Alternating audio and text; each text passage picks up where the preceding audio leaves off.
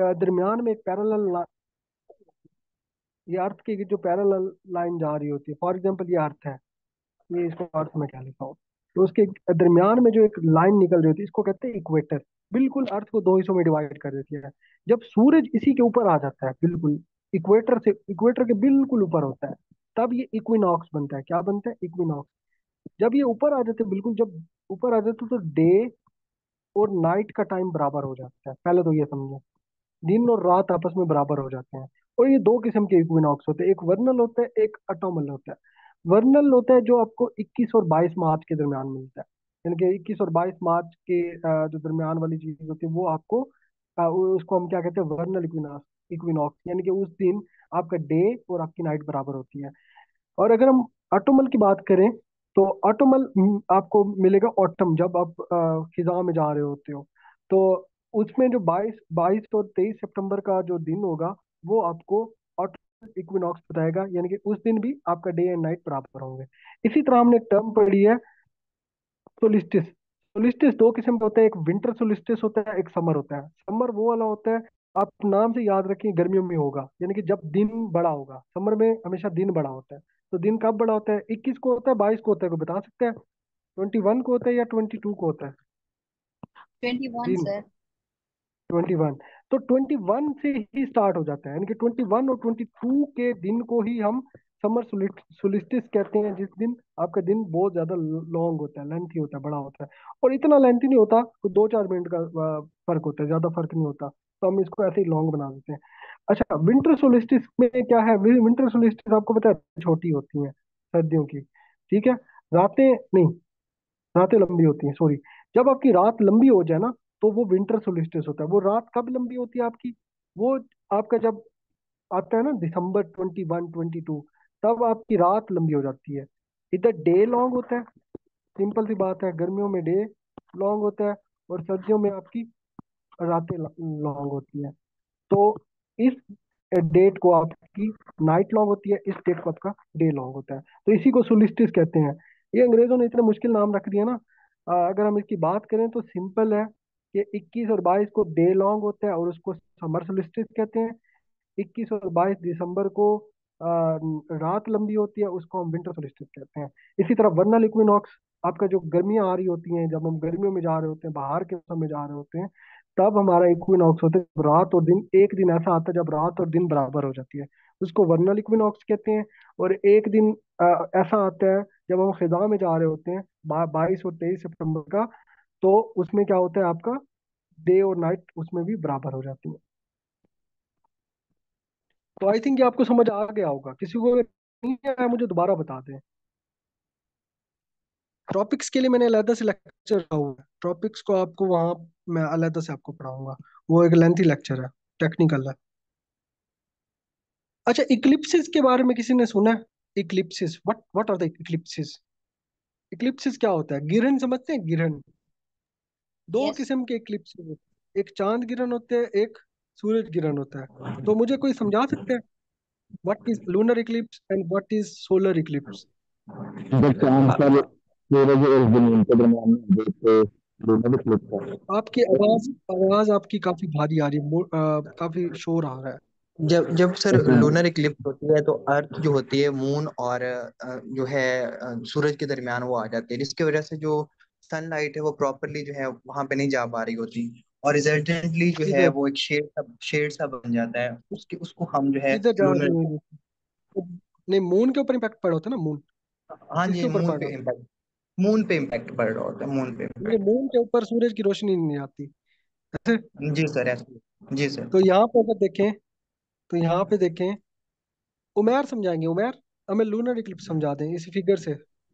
हाँ जी सर, जब सूरज और चांद के दरमियान जमीन आ जाए तो लूनर इक्लिप्स, अगर और अगर जमीन और सूरज के दरमियान चांद आ जाए तो सोलर इक्लिप्स होता है। इसका इम्पैक्ट बताए ना, तो रोशनी, अगर लूनर इक्लिप्स की बात करें तो रोशनी कहाँ पे ज्यादा डार्क, कहाँ पे आ जाता है? सर डार्क लूनर इक्लिप्स में चांद पे आएगा। हाँ, चांद के ऊपर सूरज की रोशनी नहीं पहुंचती, तो हमें चांद, अगर हम अर्थ जी में सर। बैठे हैं ना, तो चांद हमें बड़ा डार्क नजर आता है। ठीक है। जी सर। चांद गिरहन में सोलर इक्लिप्स में क्या होता है, सूरज गिरहन में? जमीन पर रोशनी नहीं पड़ती। हाँ, तो सूरज बड़ा डार्क नजर आ रहा होता है, क्योंकि थोड़ा सा जी हिस्सा सर। सूरज का किसने कवर किया होता है, चांद ने। चांद आ जाता है। ये देख, चांद हुआ है दरमियान में। ये ब्लैक शेड आपको नजर आई होगी। अब क्योंकि सूरज और चांद के गिर्द हमें क्या मिलता है, सूरज और अर्थ के गिर्द हमें चांद चांद आ जाता है, तो चांद थोड़ी सी रोशनी कवर कर लेता है। तो वो जो कवर करता है वो एरिया हमें यहाँ पर अर्थ पे बैठे हुए वो डार्क नजर आता है। इसी तरह अगर हम बात करें, जब अर्थ दरमियान में आ जाती है, तो अर्थ जितना कवर करती है वो ऐसा डार्क हमें नजर आता है चांद के ऊपर। तो ये फर्क है। ठीक है। तो पूज इस इसका ज्यादा मुश्किल नहीं आता। इसका आता है कि लूनर में क्या फिनोमिना होता है। तो लूनर में हमेशा जमीन दरमियान में आ जाती है, बिल्कुल पैरेलल उसके। और सोलर में उसके पैरेलल दरमियान में कौन सा आ जाता है, सैटेलाइट, वो चांद आ जाता है। और सोलर इक्लिप्स आपका सर इस पे सॉरी सर, सॉरी सॉरी इस पे सर आपका भी एक क्वेश्चन, दो क्वेश्चन आप करते हैं इस लूनर इक्लिप्स पे। हाँ नमाज हाँ कुसूफ और नमाज कसूफ। हाँ हाँ हाँ हाँ हाँ हाँ हाँ चांद हाँ। ग्रहण के वक्त नमाज खसूफ पढ़ी जाती है, और गुड। सूरज ग्रहण के वक्त नमाज कसूफ होती है।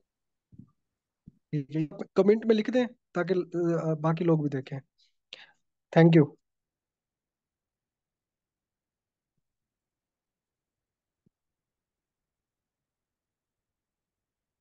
अच्छा, इसमें गैलेक्सीज का आपने देख लेना कि कौन सी बड़ी है कौन सी छोटी है, क्योंकि मैं इसकी तरफ जाने लगा हूँ, स्पेस की तरफ जाने लगा हूँ। स्पेस बड़ा इंपॉर्टेंट टॉपिक है हमारे लिए। गैलेक्सीज इसमें डिफरेंट टाइप्स की होती हैं। इसमें स्पाइरल गैलेक्सी होती है। और आपसे पूछ लेना मिल्की वे गैलेक्सी कौन सी गैलेक्सी है, तो आपने हमेशा उसको लिखना है स्पाइरल गैलेक्सी है। हमारा स्टार मिल्की वे गैलेक्सी से आता है, जो सूरज है।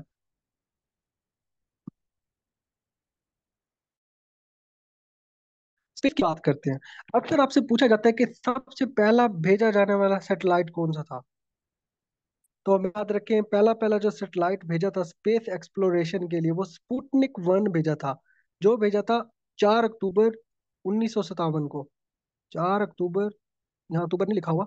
4 अक्टूबर 1957 में पहला किसने भेजा था, यूएसएसआर ने। कोई बता सकता है व्हाट इज यूएसएसआर?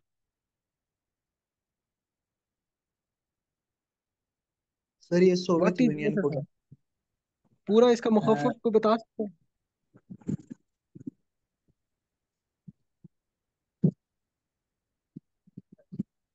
सर इसका the union of Soviet socialist Republic. Good. I union of union of Soviet socialist Republic. Republic. ठीक हो गया। ये इसका आ सकता है। अच्छा, अब एक सवाल आता है, पहला सैटेलाइट किसने भेजा था? वो यूएसएसआर ने भेजा था। कब भेजा था? 4 अक्टूबर 1957। उसका नाम क्या था? स्पुतनिक 1। कोई बता सकता है? रशिया ने जब कोरोना आया था एक वैक्सीन निकाली थी, उसका नाम क्या था, वैक्सीन का? कोई बता सकता है? सर उसका नाम भी स्पुतनिक था, आई थिंक सो। स्पुतनिक 4। उसका नाम, हाँ, स्पुतनिक फॉर इस तरह का नाम। ठीक है, तो इस तरह आपने उसको भी याद रख लेना है। अच्छा, इसके अलावा पूछ सकते हैं पहला कौन सा बंदा था जिसने स्पेस का चक्कर लगाया था, स्पेस के अंदर वॉक की थी? Neil Armstrong. Neil Armstrong. नहीं। नो। नील आर्मस्ट्रॉन्ग यूरी तो चांद के ऊपर। Yuri Yuri Gagarin Gagarin. उनका, यूरी यूरी। गैगरिन उनका नाम। ठीक है, वो किसके थे? वो यूएसएसआर के थे। तो सबसे पहला बंदा वो आगे लिखा हुआ है, परेशान नहीं होना। यूरी गैगरिन कहते हैं, गेगेरिन, जो भी आप पढ़ लो। अच्छा, मून के अंदर पहला मिशन किसने भेजा था, जो बंदे खुद गए थे? यूएसए ने भेजा था या यूएसएसआर ने भेजा था? Yes, yes, Yuri Gagarin. USA ने भेजा था मून के ऊपर। यूएसए ने कहाँ भेजा था? मून के ऊपर अपना मिशन भेजा था, जिसका नाम था अपोलो 11। 1969 को भेजा था। ठीक हो गया। और उसमें कौन गया था? नील 2 बंदे आर्मस्ट्रॉन्ग। गए थे। एक बंदा तो लिखा हुआ है, दूसरा बंदा कौन था? Who was the second person?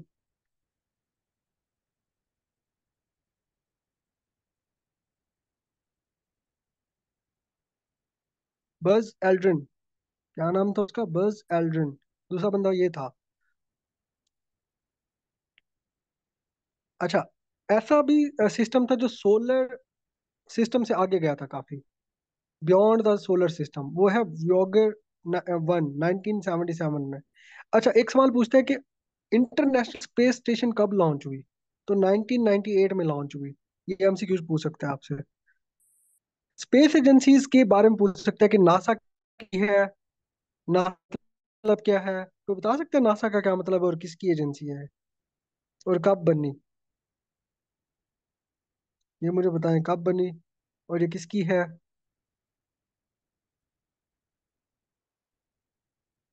और इसका मतलब क्या है? सर ये नासा नासा का क्या मतलब? यूनाइटेड स्टेट्स की है, और ये इसका है the national aeronautics and space administration. हाँ, एडमिनिस्ट्रेशन। तो अक्सर एमसीक्यू में एजेंसी लिख देते हैं, तो एजेंसी नहीं है, क्या है? एडमिनिस्ट्रेशन है। ठीक है, national aeronautical space administration, not the agency. और कब कब इसको लॉन्च किया गया था, बनाया गया था? 1958 जुलाई 29। 1950। गुड। अच्छा, इसी तरह ईएसए एक है, ईएसए यूरोपियन सैटेलाइट एजेंसी। ठीक हो गया, ईएसए। इस तरह रॉस कॉस्मोस है, रॉस कॉस्मोस, वो रशिया की है। सीएनएसए, ये चाइनीज नेशनल स्पेस एजेंसी है। इसरो इंडिया की है। स्पार्को किसकी है? पाकिस्तान। ओके। अच्छा, ये सारी चीजें आपको कनाडा की सीएस से है। ठीक है, ये सारा चीजें लिखी हुई हैं आपके सामने। अच्छा, अगर मैं टेलीस्कोप की बात करूं तो हब्बल टेलीस्कोप का पूछ लेता है। हब्बल स्पेस टेलीस्कोप कब बनी, कब भेजा गया इसको? हब्बल 1990 के अंदर, 24 अप्रैल 1990, नासा ने भेजा था, यूएस ने भेजा था। ठीक है। और उसका शटल का क्या नाम था? डिस्कवरी। तो ये पूछा जाता है। एक टेलीस्कोप भेजी है रिसेंटली, बड़ी सबसे दुनिया की, 25 दिसंबर 2021 को, उसको कहते हैं जेम्स वेब स्पेस टेलीस्कोप। ये डिफरेंट मुल्कों ने आपस में मिल के बनाई है। तो रिसेंटली कौन सी गई है? James Webb. Lunar mission last time किसका गया है, लेटेस्ट? चंद्रयान 3 इंडिया। कोई और बता, किसका गया लेटेस्ट? आपको पता होना चाहिए। हमारा हमसाए का गया है इंडिया किसी। का सर चंद्रयान। गुड, जैगम, जैगम ने बता दिया, चैंगी 6। चैंगी 6 गया जी, चाइना का। इंडिया का उससे पहले गया 2023 में। 2024 में किसका गया है? चैंगी 6, जिसमें पाकिस्तान ने भी एक अपना भेजा था, आई क्यूब कमर के नाम से, 8 किलो का एक छोटा सा सैटेलाइट भेजा था जो कि ऑर्बिट में घूमेगा। ठीक है, तो इंडिया के स्पेस मिशन की बात करें तो चंद्रयान 1 आया था 2008 में, चंद्रयान 2 आया था 2019 में। ये पूछ सकते हैं कब आए थे, जो कि फेल हुआ था। 2023 के अंदर इनका चंद्रयान 3 गया, जो कि ये कहाँ पे गया था? हमेशा याद रखें, चंद्रयान 3 आपको नजर आएगा। बाकी मिशन जाते थे नॉर्थ वाली साइड पे, ये सेंटर वाली साइड पे। चंद्रयान 3 ऐसा मिशन था जो कि साउथ ऑफ द मून गया था। कहाँ गया था? सदर्न पार्ट, ये लिखा हुआ इधर, मून के सदर्न पार्ट पे गया था, ये इसकी खसूसियत थी। वो लैंड कर गया था। लेकिन लेकिन जो चाइना का चैंगी 6 है ना, वो सबसे इंपॉर्टेंट इसलिए बन जाता है। इसके 1 आया था 2007 में, 2 आया था 2000 में, इसका 4 आया था 2018 में। ये जस्ट इसकी डेट याद रखनी। लेकिन चेंगी जो 6 है ना, जो कि 3 मई 2024 को आया था, इसकी डेट याद रखनी आपने।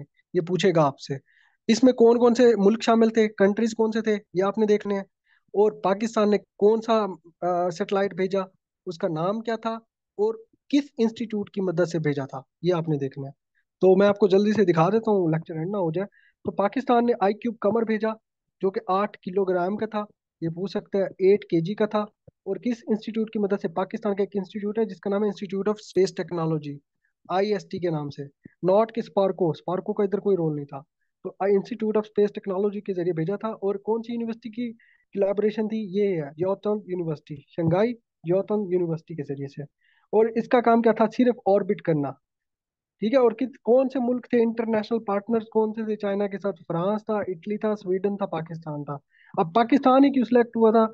चाइना ने ऑफर की थी सबको जो रीजन के अंदर है, लेकिन पाकिस्तान का ये वाला मिशन काफी क्वालिटी क्वालिटी दिया था।